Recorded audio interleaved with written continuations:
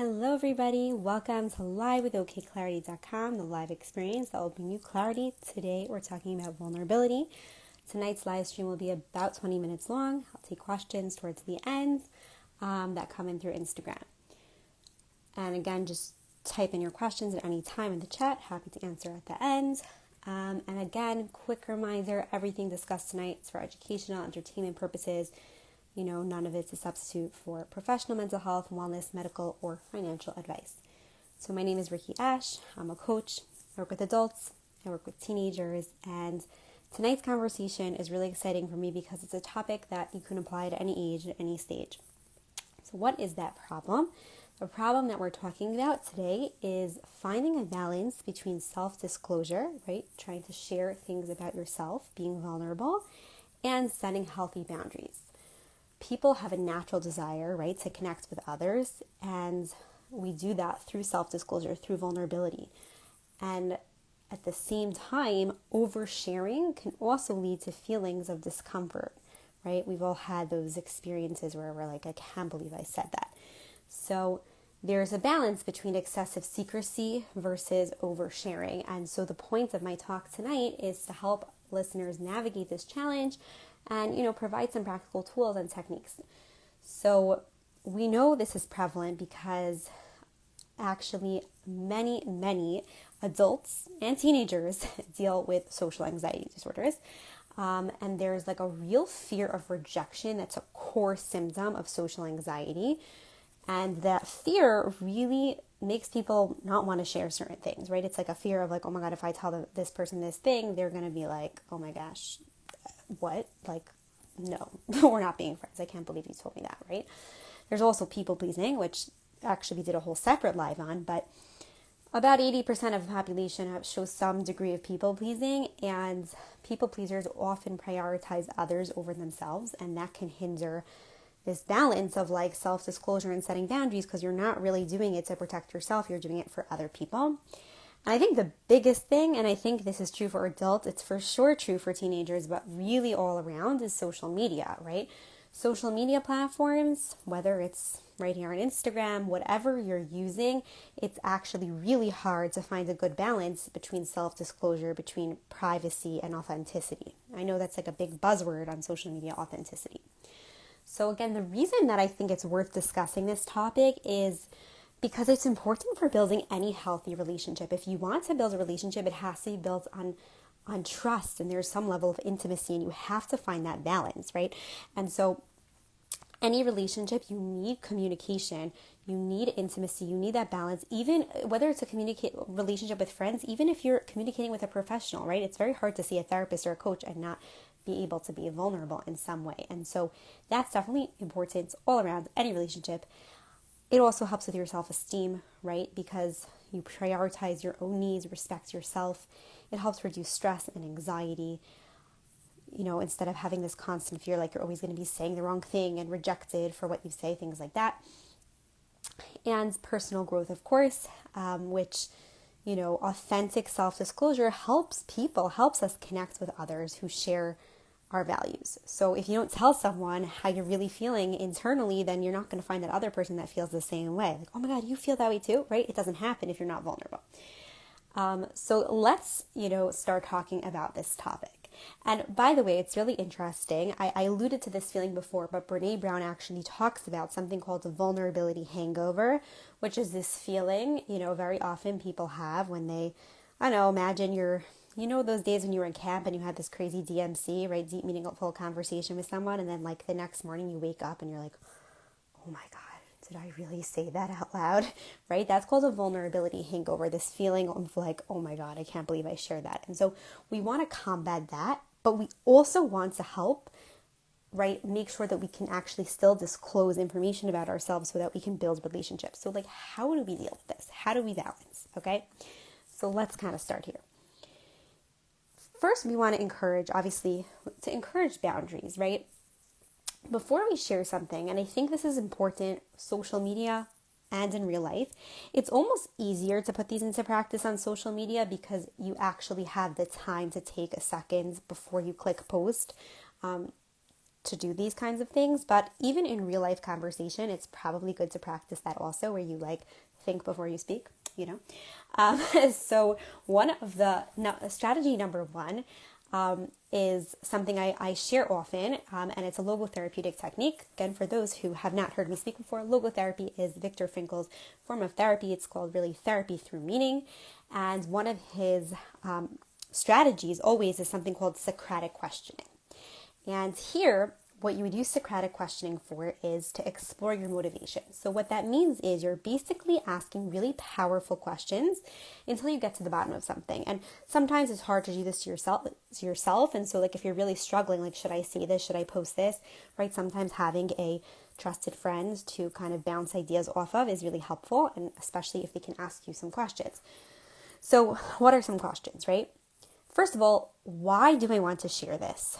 Will this disclosure deepen my connection or create unnecessary vulnerability, right? What is it going to do? And examining our why helps us make sure that our self-disclosure aligns with our desire for a meaningful connection, not just like a, let me talk, you know, because no one needs us to talk. To be honest, life hack, listening really much better than talking sometimes. If you don't know what to say, just listen. But when you do want to share, of course, you know, there is a time and place to share. And we do want to build trust and intimacy in relationship. And so we want to ask, why do I want to share this? Is this going to deepen my relationship or not? And so, you know, when we focus on oversharing, it makes vulnerability feel negative. And so it's important, again, to ask other important questions, right? What personal growth or deep connection or deeper connection might come from being vulnerable here, right? That's almost like a flip. Okay, now if I don't say this, well, maybe I should, because maybe could there be personal growth or a deep connection that comes from being vulnerable? And so that would be really important. So this reframe really helps us see vulnerability as a tool for building intimacy and a tool for building trust. Okay, so that's strategy one. Strategy two is the power of and. Okay, the power of ands for healthy relationships. What does that mean? And means that two things can be true at the same time. And this is one of those things that you finally start to understand as you get older, right? Once you become an adult, you finally understand you can really hold two things true at the same time, two emotions, whatever it is. And honestly, often in life, we do hold two things at the same time.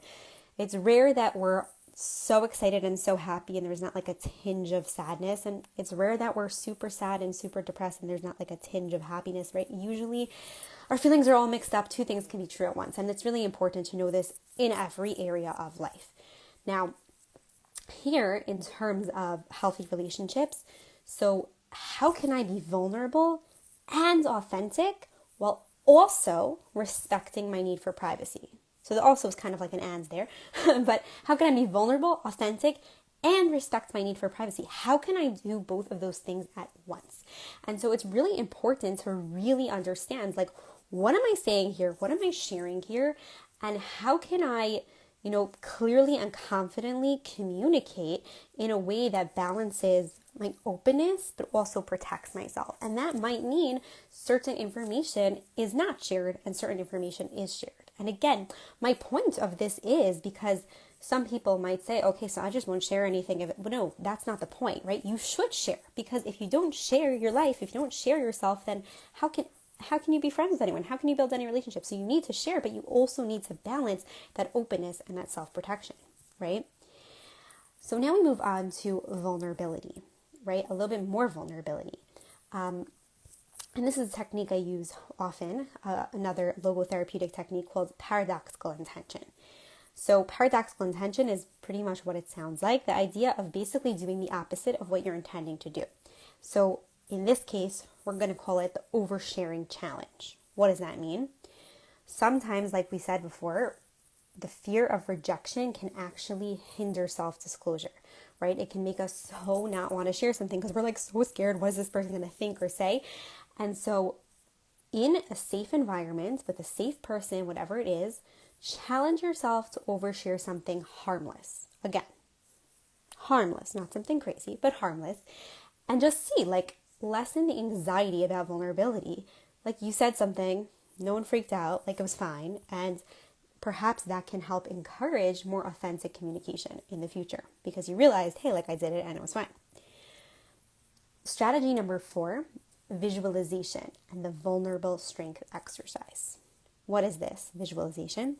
So this technique of visualization is super powerful always, right? The power of the imagination is like, it's super. It's really, really unbelievable, right? They say you can't create anything that hasn't been first created in your mind, right? Otherwise, how do you set goals? What do you set goals for? And so actually vulnerability, we know it could feel very exposing, right? Like we talked about that feeling, back when you were in camp and you said something and you woke up the next morning, you're like, I can't believe I shared that. It doesn't have to be in camp, but that's when it tends to happen a lot.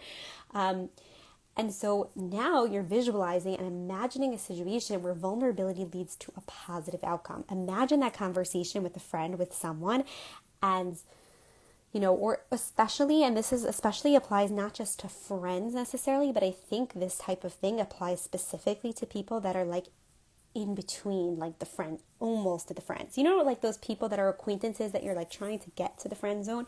So how do you do that is by practicing this balancing. And so visualization is a really good technique if you have a hard time opening up, because you can visualize, what is a positive outcome that can come if I actually decide to say this thing, right? You're building confidence in vulnerability through visualizing what's going to come out of this vulnerability. And one last technique or strategy, number 5, is finding your why for safe self-disclosure. So you want to take your self-disclosure and connect it to something larger than yourself.